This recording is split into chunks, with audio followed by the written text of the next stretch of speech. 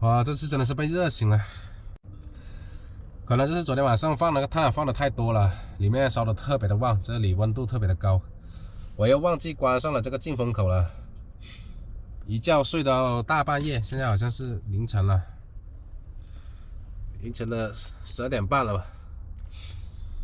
起来看了一下这温度计啊，达到了现在是多少度？37度了，看一下。我说怎么像个火炉一样，特别的热。第一次升到这么高温啊，37度。不是啊，在涨啊，涨到了38度了，看一下。哇，刚才这是因为太热了，我本来是穿着那个毛衣的，后面我就脱掉了毛衣，直接换成是短袖算了，因为我不敢直接开外面啊。给大家看一下外面的温度吧，一冷一热的。上次就是因为一冷一热交叉的，搞得我都有鼻音，有点小感冒了，所以我不敢开，只能穿件短袖先。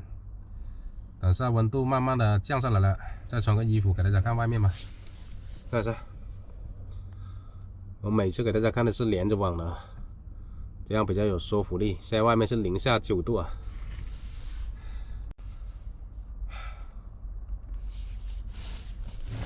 我要喝点水，感觉到口干。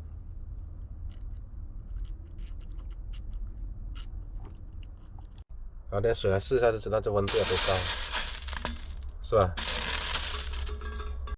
在这个温度喝这种冷水不会觉得有什么，觉得很舒服。这好像在冬天里过了个夏天一样，这种感觉大家知道吧？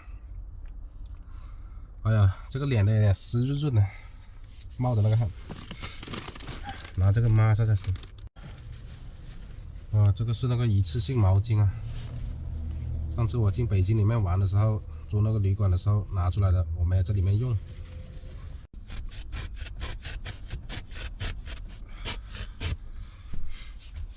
搞一节，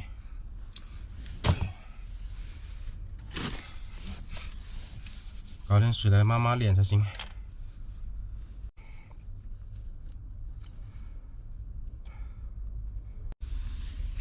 只能说这个炉子啊，升温的太厉害了，效果真是太明显了。抹一抹脸，抹一抹身体，不然的话等下都睡不着。直接用那个冷水抹都不会觉得冷，因为这里面的温度也这么高。哎呀，你这样子擦在脸上，就感觉跟夏天洗脸是一样的，用冷水洗脸。哎呀，最近也听有些网友说啊，然后看到很多博主啊，他们也是帐篷啊，要么就是小房车里面啊，到处就是水汽啊、结冰啊。我现在这种现象根本不会发生那种情况了，之前我的也是那种情况，后面被我找到了这个方法之后，直接就全部都解决了，取暖，还有那个小房车结冰、水珠的问题全部都解决了，特别的实用啊！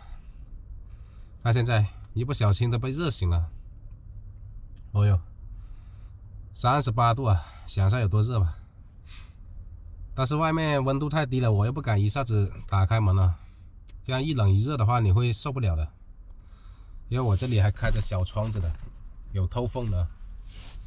尽管这里面温度再高啊，这个一氧化碳警报器也没有响，因为它只是温度高而已，并没有产生的一氧化碳了，还是挺安全的。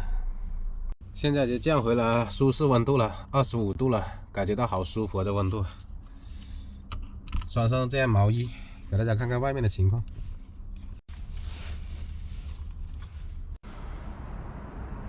看看，一出来，哈出的这个气看到没有？差别也太大了。那边全是雪，白花花的雪。不能待太久，回去了。哎呀，在外面待了一下，都有点冷了，还是这里面舒服啊。这种落差实在太大了，一冷一热的，在这里面会被热醒，到外面的话你会被冻醒。下次我知道了，就是不能放太多的炭，放太多的炭，加上你这个地方是吧，这风口忘记关的话，它那么多氧气进去，越烧越旺，你就会感觉到特别的热，那温度越来越高。因为我升温的时候想着多放几块，到时候懒得扎，看来一次性不能放太多。我本来每次都留一点点缝的，不能关死，关死也不行。我全部把它开得非常的烫。现在继续睡了，温度刚刚好，不冷不热的，非常的舒服。